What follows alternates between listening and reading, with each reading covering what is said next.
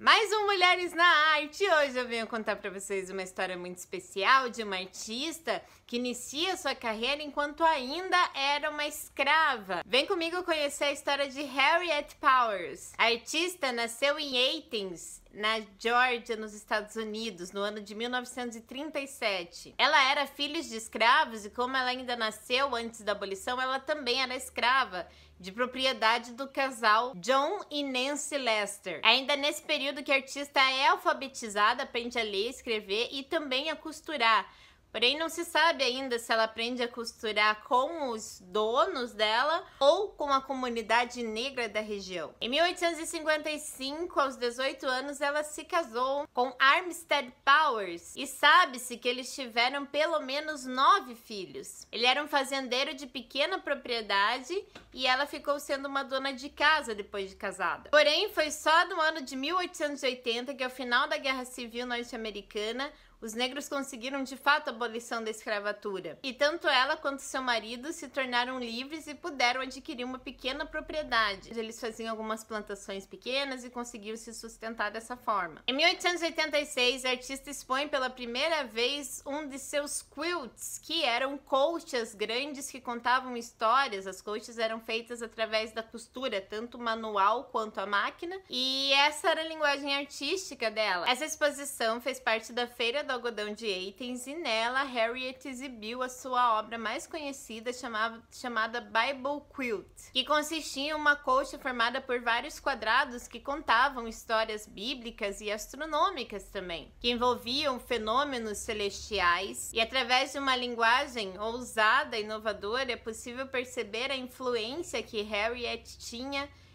da cultura africana e afro-americana, principalmente por essa técnica de narração de histórias através da colcha, né, do quilt. Como já era de se esperar, Harriet também atrai muita crítica negativa pelo fato dela ser uma artista negra expondo em pé de igualdade com artistas brancos nessa feira. Um crítico no jornal vai afirmar que o trabalho de Harriet é irrelevante e selvagem. Indo na contramão dessa opinião preconceituosa, Jane Smith, que era uma artista e professora de artes, gostou tanto da obra de Harriet que queria adquiri-la, porém na época Harriet se recusou a vendê-la. Depois passou um tempo, Harriet começou realmente a ficar com dificuldades financeiras e concordou em vender a obra por $10.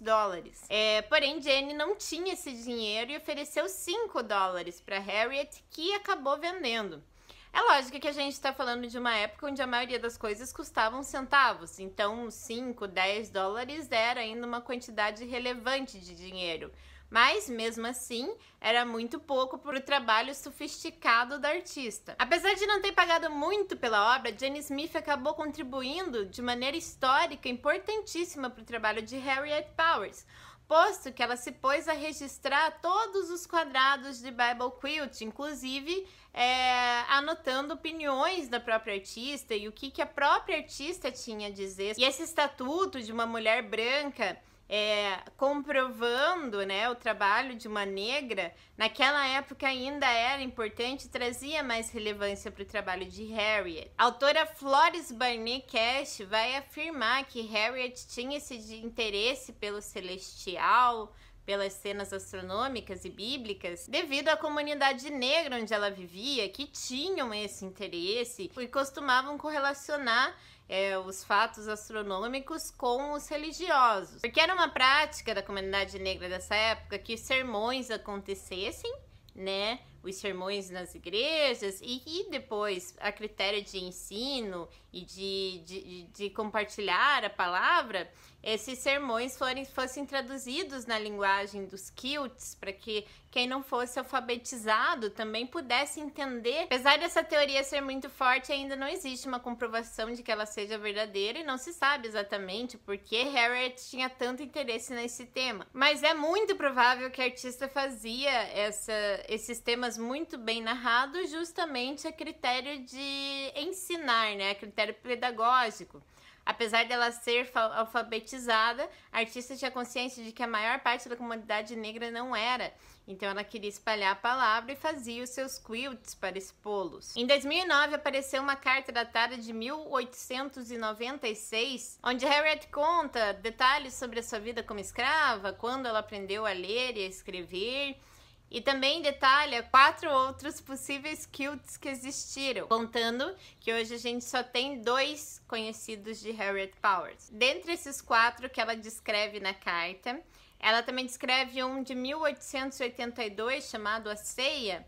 É possível que esse kilt ainda exista em alguma coleção ou em algum porão por aí, porque as outras colchas dela sobreviveram ao tempo, há mais de 100 anos, então é possível que ainda se possa achar alguma outra coisa de Harriet. Usando a crise econômica como justificativa, o marido de Harriet a abandona ela e seus filhos no ano de 1895, deixando a ela a missão de sustentar a si mesmo e ainda alguns de seus filhos que não tinham crescido. A artista nunca se casou novamente e é mais provável que ela tenha se mantido através da costura. A artista falece em janeiro de 1910, porém seu túmulo só foi redescoberto de fato no ano de 2005. Em 1992, uma empresa chamada Spiegel achou que era uma boa ideia produzir em massa a colcha Bible Quilt da Harriet, sem autorização de ninguém, e eles fizeram isso com algumas outras quilts importantes nos Estados Unidos. Isso gerou uma comoção muito grande da comunidade de artesãs,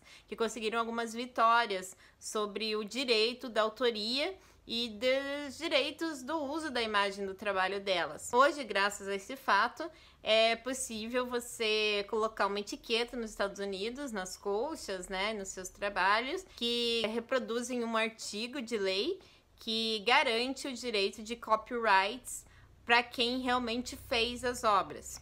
O que não impede a reprodução em massa e sem autorização, mas pelo menos garante um mínimo de dignidade a essas pessoas e que elas possam realmente, de fato, lucrar com possíveis reproduções de seus trabalhos. No ano de 2010, o dia 30 de outubro foi instituído em Athens como o dia de Harriet Powers, contando assim a importância da artista para a comunidade, como sendo a primeira artista negra que surgiu na região, e também reconhecendo a importância da artista que viveu boa parte da sua vida sem a liberdade como escrava e mesmo assim conseguiu tantas vitórias.